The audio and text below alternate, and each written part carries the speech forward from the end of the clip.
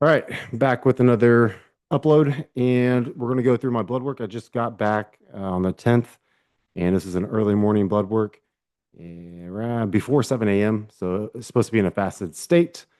Yes, I am 37 years old. I am 6 foot tall and over 200 pounds. I don't really know what I am, but you can look at my Instagram. You can see what I look like physically and mentally. I'm all there.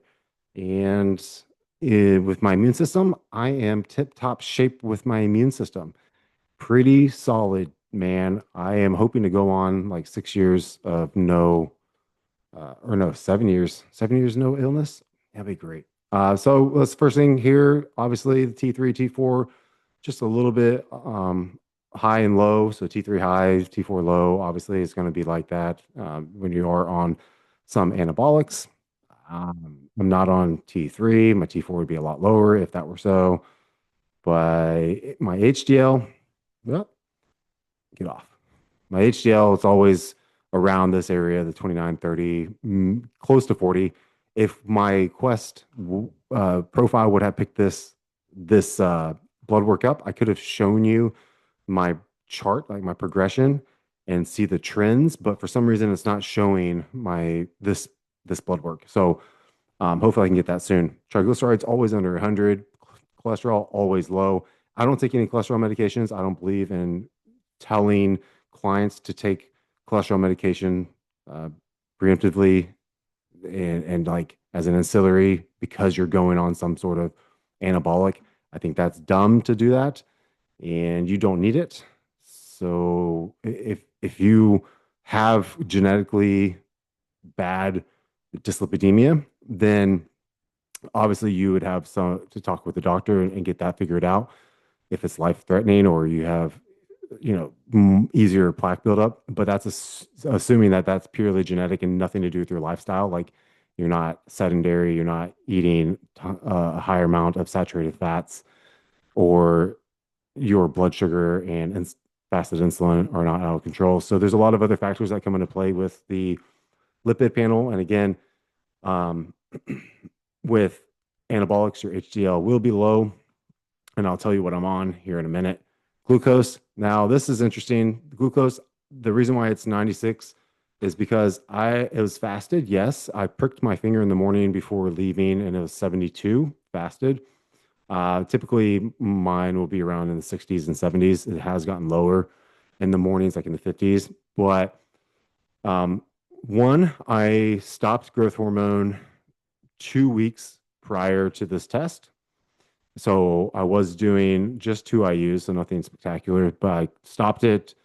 And then also I drank a white monster going to the Quest diagnostic. Why did I do that? Because I've been seeing some people's stories that are showing their CGM be elevated after drinking sugar-free coffees or sugar-free energy drinks.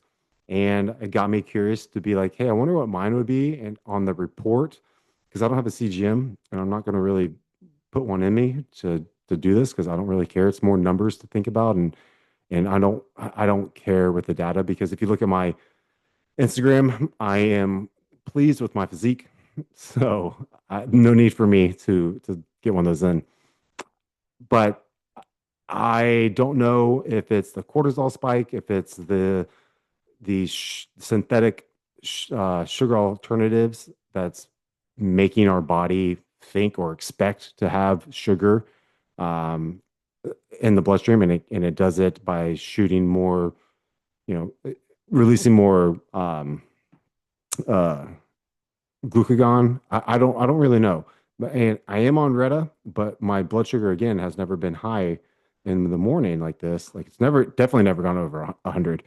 But the 96 the 96 fasted glucose from this blood work is 15 to 20 minutes post ingestion of the sugar-free monster. So I'm assuming it is the caffeine plus the sugar alternatives, sugar-free stuff um, that is causing this. So does it impede the body's ability to continue fat loss in a fasted state? No, I don't believe so. Again, pictures show otherwise. And we have tons of anecdotal evidence from other bodybuilders, fitness competitors, dieters that it it doesn't really seem to matter.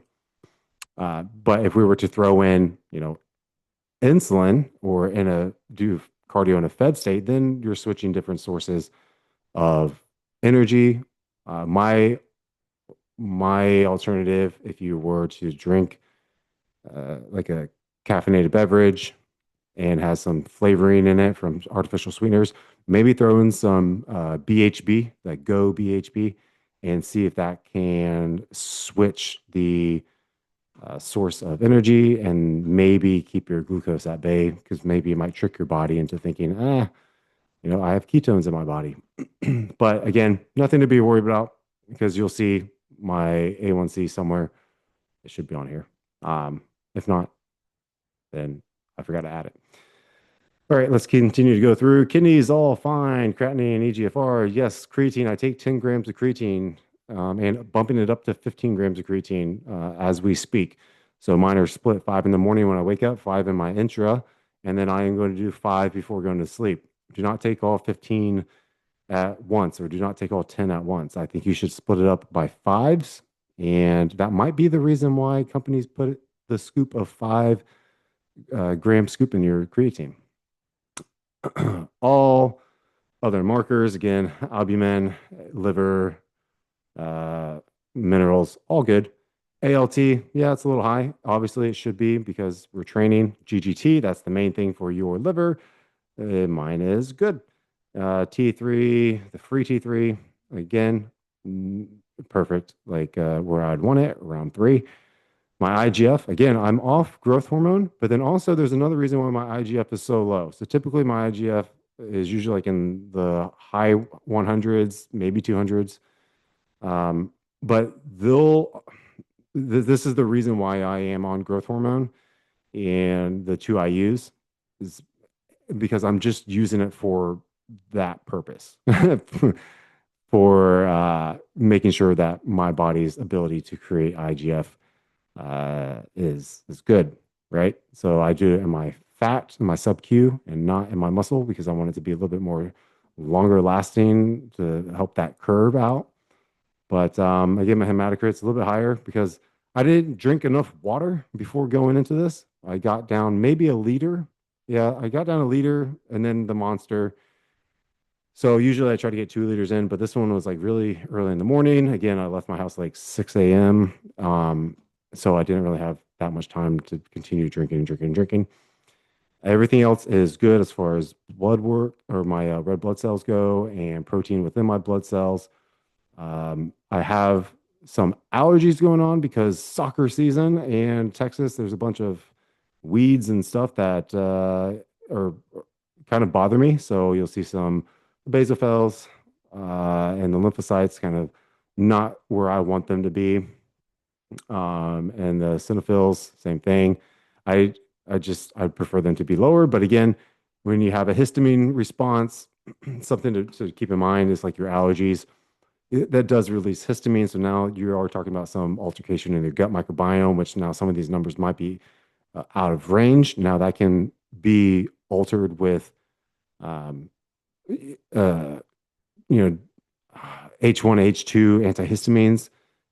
You could go the route of like more natural products like stinging nettle, but sometimes you might be allergic to stinging nettle, right? You can go the route of like honey, but you got to be using that for like your local honey. You got to use that small amount, like a teaspoon every day for like a year to see results. So your body kind of adapts to the pollens, but pollens, it's not just pollen, it's mold, it's trees, it's grass. There's a lot of other things that bees don't really get into their honey. So yes, I've tried everything, right? So I'm more allergic to like these weeds when they start to bloom, but the reason why is because we were playing in the grass by the soccer fields and the grass is like knee high and yeah, so allergies a little wacky right now, but nothing to be concerned about. And I don't have like brain fog or anything like that because of the histamine response. And it doesn't mess up my digestion right now. If it did mess up my digestion, I would just throw in some DAO enzyme, and I would also be taking KPV, but right now, Paramount Peptides is sold out, and that's the route that I would go. BPC oral, yeah, you could go that route. I'm a big fan of KPV, and I like the injections. I like the injection KPV because it definitely works. And again, my immune system is my number one purpose of why I do everything. So let's go again. I don't really care about the DHEA sulfate. For women, I will be, not for men. LH, nothing. That's how it's always been. Prolactin is 5, and I'll tell you why. SHGB, again, it's very low. And total testosterone, 1800, which my last one, I'm pretty sure. So my two previous ones are one of them was like in the 3000s, one of them was in the 2000s, and this one's 1800. Now on this one, I did, then one more. See, my free testosterone, it is high, it's in the 700s. But again, that doesn't, I don't really look too much into that. Anyways, this is a calculation from total testosterone and sex binding hormone, sex, SHGB. There we go. Let's just say that. And then again, look at my estradiol. It is low. It is non-existent, right?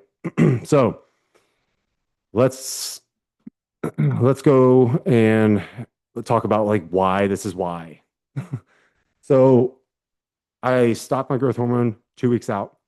I went from doing around 600 milligrams of test every week down to 200 milligrams of test every week. And this is weeks before this test. So like maybe like probably a month that I just went straight down from the test just because I was also planning on doing something which I'm doing now. Uh, I also don't really, my body does not aromatize testosterone into estrogen. Again, I think I've talked about this previous in another upload. When I was a kid, I had a very bad autoimmune disease in the 80s, whenever I was born, and early 90s, growing up. And by really bad, I mean atopic dermatitis was something that was new, right? So eczema and stuff like that. But they gave me the specialty hospital, all children's hospital, did not really know what to do back then. So they gave me a bunch of medicine and a bunch of hormones and adult doses. And they said, he will probably be his growth will be stunted, won't have kids, and there'll be other complications. Somewhere in a medical journal, somewhere I am in there, and I have all the other papers. I could gladly show you these papers by uploading them onto my computer and show you what they gave me. And we have to go through the calculations of the adult doses given to a 2, 3, and 4 year old. So, um, so my body doesn't really produce estrogen, so which is why my IGF is always low. It's hard to put on muscle, and my testosterone has always been low as well. So I don't know if that contributed to me being hairless, but also I have also run a lot of DHTs like Mastron, and I still have my hair, right? It might be gray, but I still have my hair. Now, um, I don't know if that's a genetic thing on top of it because my family does have a good set of hair, except for one of my brothers. But I think we got the genes for good hair, which can withstand all that. So I can take a beating. But again, I don't have like chest hair, back hair, or anything like that. So I'm sure that that's due to how I was growing up and and the other complications that I had as well. Because I should be a hairier guy based on genetics. So, um, but that's kind of why I do keep the growth hormone in. Okay, testosterone I'm always going to be on, and what my plans are now is I'm moving from that to microdosing. So I'm doing daily shots using insulin pens, and my plan is I will be doing 30 units of test, 10 units of Masteron, and 10 units of Tren. I'm going to be doing that daily. And then after a little bit, I'm going to bump it up to 40 units of test and 10 and 10. So I don't need any type of uh, anti-progesterone. Like I don't need a dopamine regulator like cabergoline or anything. I don't have those side effects, the prolactin issues. Um, I don't need an aromatase inhibitor, so no Arimidex or Aromasin. Those things just don't work for me. So that's my plan, and that's what I've been doing for probably about a week now. So that's a week that I've been on that, and that's what brought my um. So that has my prolactin at 5, my total testosterone at 1800, and my sex hormone binding globulin at 7. So your question probably would be like, hey, um, do you have erectile issues? No, I do not.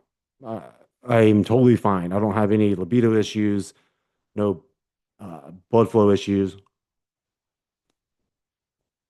By the way, I think white monsters are the goat. Unless you think otherwise, send me some of your favorite drinks. Um, so that's the plans. And where am I going to be pinning them?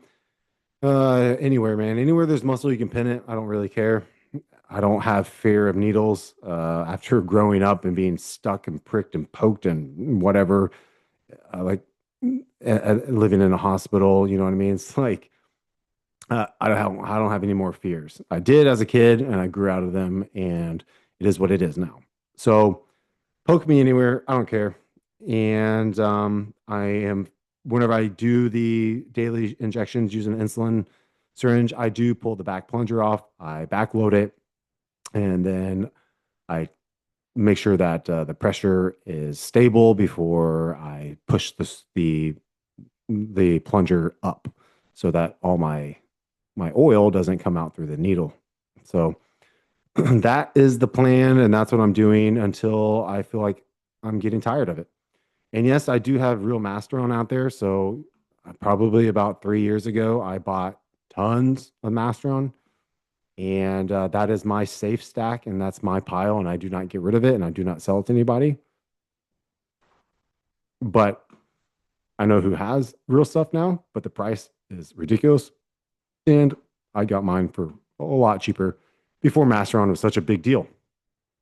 All right, let's go through some of your questions. Okay, that was awesome and exciting to look at my blood work. I feel ya. So I am on retatrutide. I'm still on 1 milligram per week retatrutide. I am on 1 milligram of SLU, and I am doing MOTS-C 5 milligrams every 3 days. Yes. And I am liking it right now. So nothing else. That is it.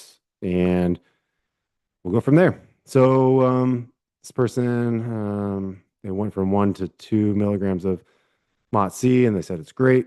Yeah, I agree, man. Um, I think that it is awesome jumping it. And if you want to with the MOTS-C, you can even, after you get through a couple bottles, stop the couple bottles, start maybe 3 bottles of SS31, 1 milligram a day, and to like reinforce your mitochondrial walls and health, and then go back to MOTS-C and do that again. And you can do 1 to 2 milligrams every day, totally fine. I kind of like these bolus doses, is what I'm finding really works well for me. Um, okay, so um, thinking 3 grams of Reta. That's a lot of grams, and so I think you mean milligrams. 3 milligrams Reta and 7 probably milligrams of MOTS-C per week for CrossFit. Thoughts? I think that's too much Reta. And again, if I like every 7 days, every 5 days minimum, but if you're one of these people that love to do it daily, have at it. I don't really care. I think that 1 milligram of Reta is the way to go, and I don't think it should be higher. Again, it's a therapy drug, so if you need something else for hunger, mix mix cagrilintide in with it at like 0. 0.25 and or zero point 0.2 around there, and that should do it for you.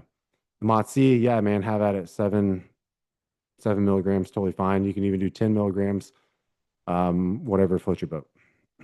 Right. So you previously said that testosterone and growth hormone are the two that you would choose. Should I get growth hormone or IGF-1? So it's up to you, man.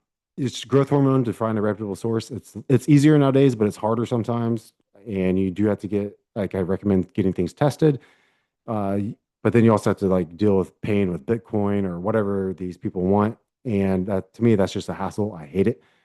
I mean, you can do both, but if you can't get a hold of GH, just use IGF and just time it correctly for what you want to do.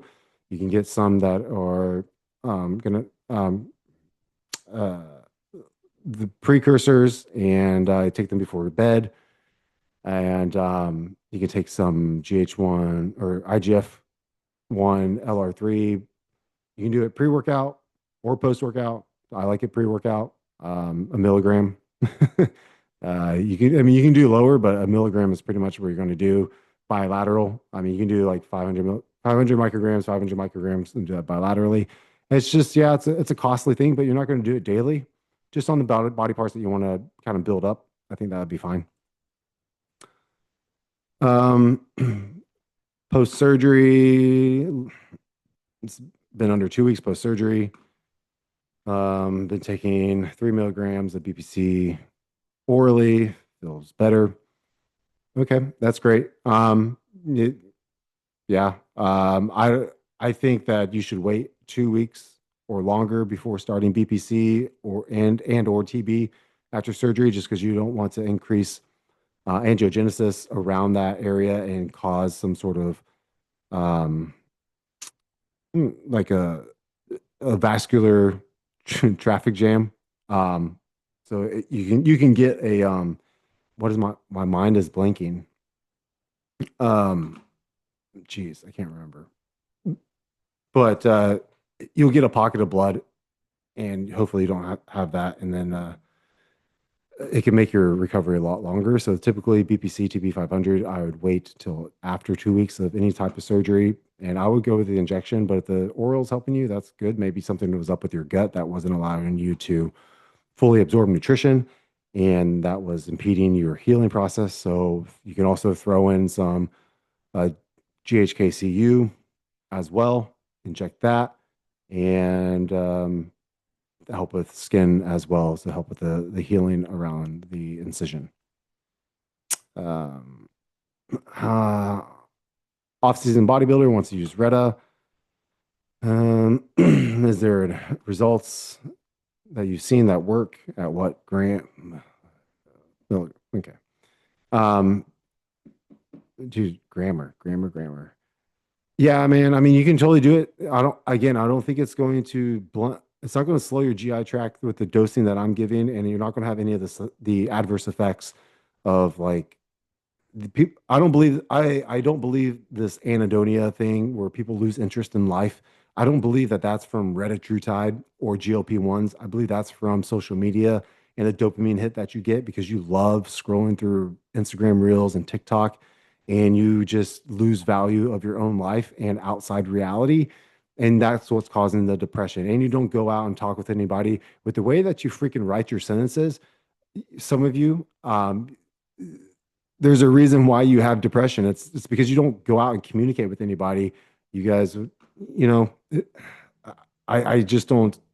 I don't understand why people are blaming these peptides on something that is caused by just your lifestyle. And I would say you at the low dose, you're not going to get any of like the skin problems, like where you have like skin sensitivity or any of those other horror stories of pancreas, kidney, blindness, and all this other crap that's coming out now with Ozempic users.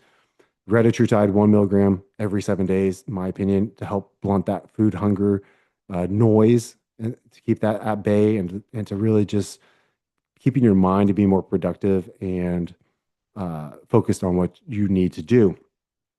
I think that the glycogen also helps. or the glycogen. I think the glucagon also helps and also keeps your pancreas nice and primed for all the food that you'll be eating in the off season. But again, it's not going to be enough to slow down your GI tract or you get bloated or fermentation of the food in your stomach.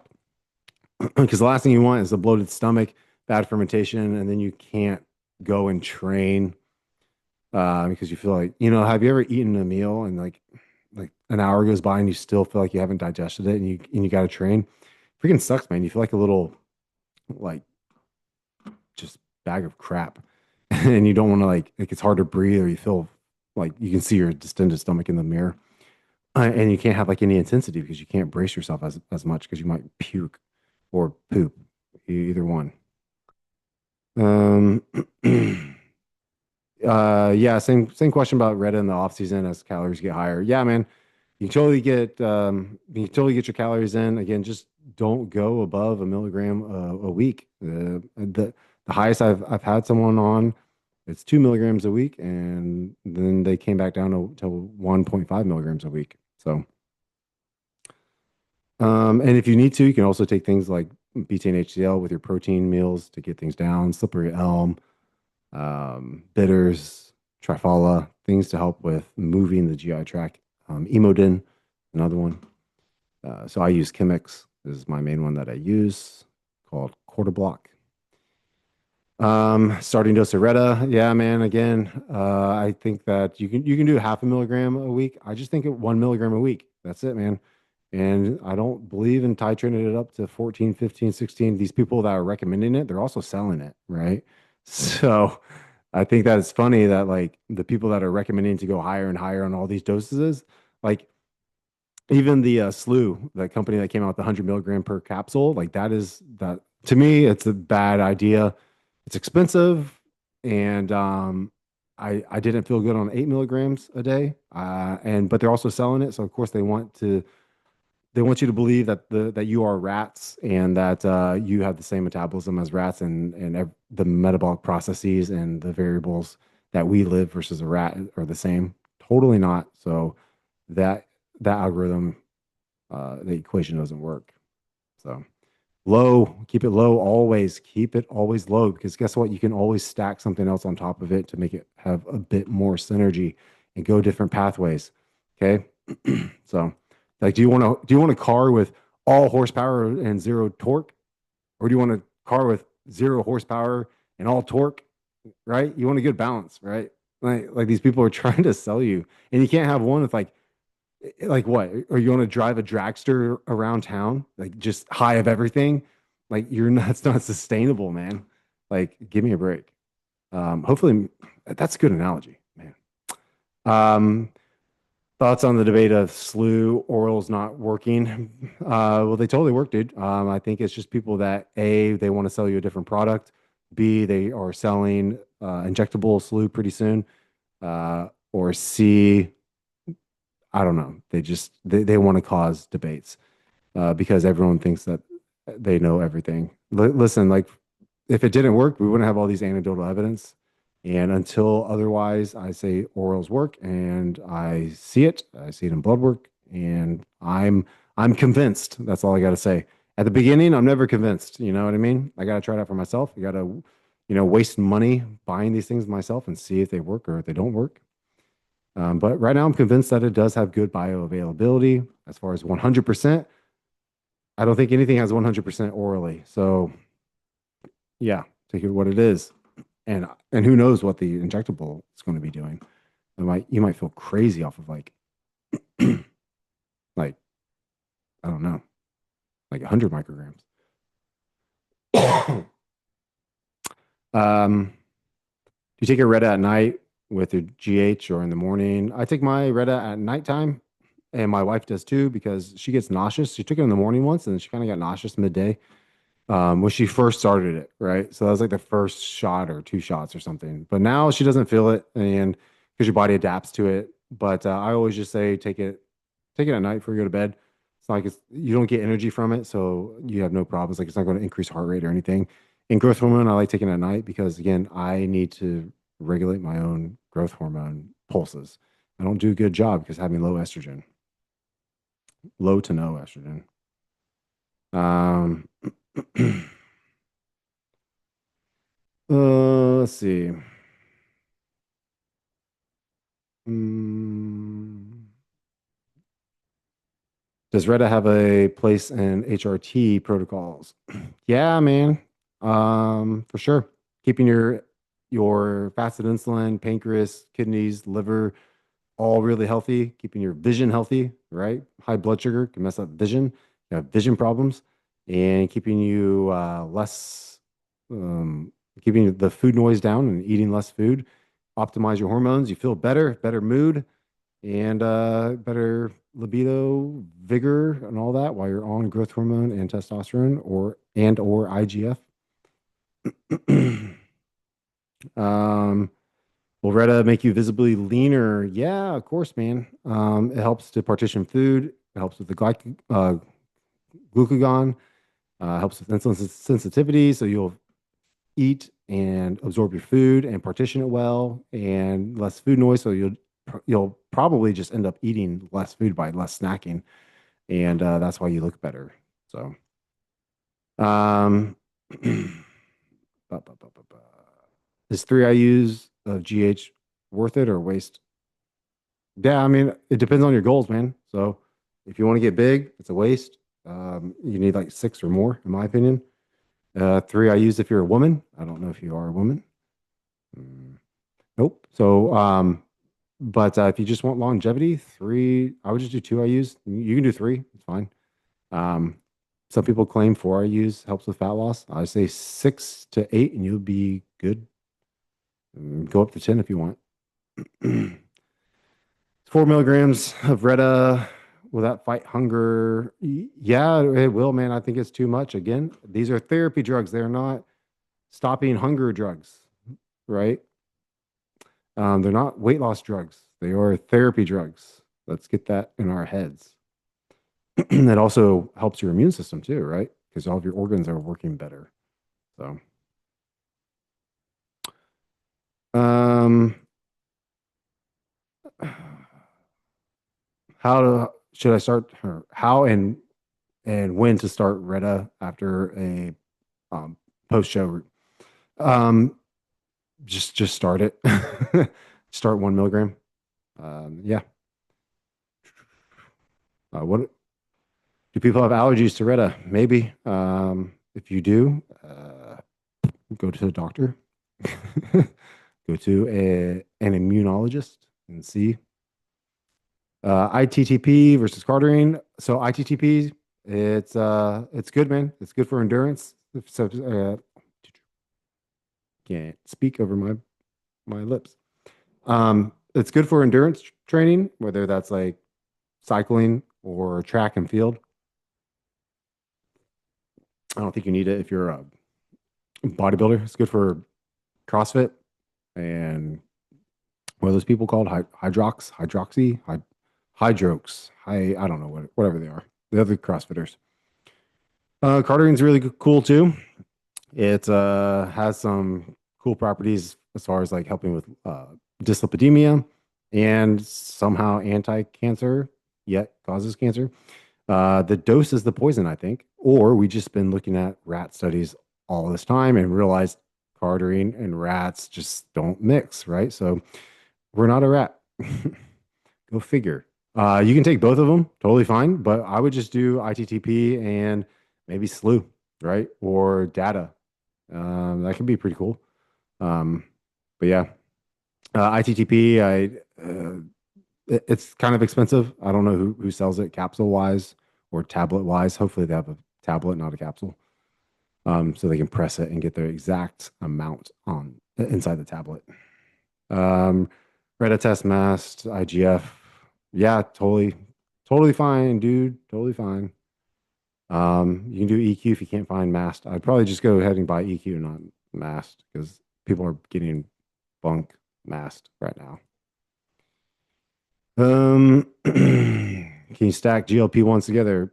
You could if you wanted to waste money. You could just do the route of retatrutide and cagrilintide. all these names run together.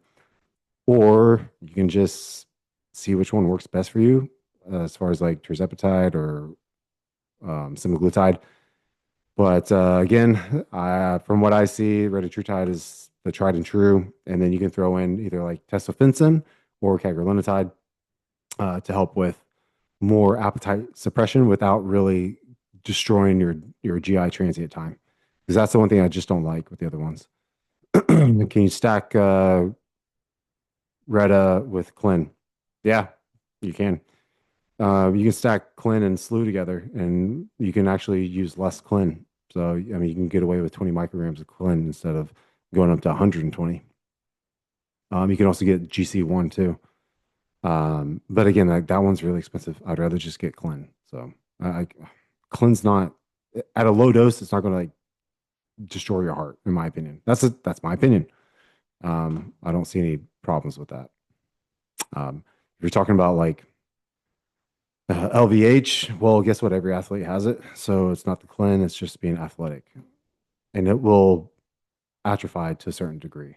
So you don't have to worry about it always being hypertrophied. Mm. Do you find that the dose of, this is the last one. Do you find that the dose of Reta depends person to person? Yeah, man, everyone has a different metabolic rate. Everyone has a different physiology, uh, genetic makeup. I mean, clearance times of drugs, response to drugs, uh, illnesses that are current, uh, pre-existing conditions. Everyone's so different, so you gotta really figure out what's going on and what are the higher priorities, and go from there. But I think the majority of people have insulin or blood sugar issues, and that causes other things to be like high blood pressure or cholesterol issues. I mean, I think it really stems from just poor insulin and blood glucose management, and it kind of just goes on from there. And then also, I think that our dopamine, serotonin, neurotransmitters, I think are all like messed up from just our lifestyles, from uh, the the use of technology nowadays, and yeah. So I think that getting your gut health corrected, especially retatrutide, can help with that. I think you'll see improvements all around, and the dose per person is really just dose dependent. I always start off on the lowest dose possible. Um, so if you wanted to start with Reta at like a quarter of a milligram, that's fine. I think that 1 milligram seems to be safe and has some good healing properties. All right, that's it today, and I am sweating in the city.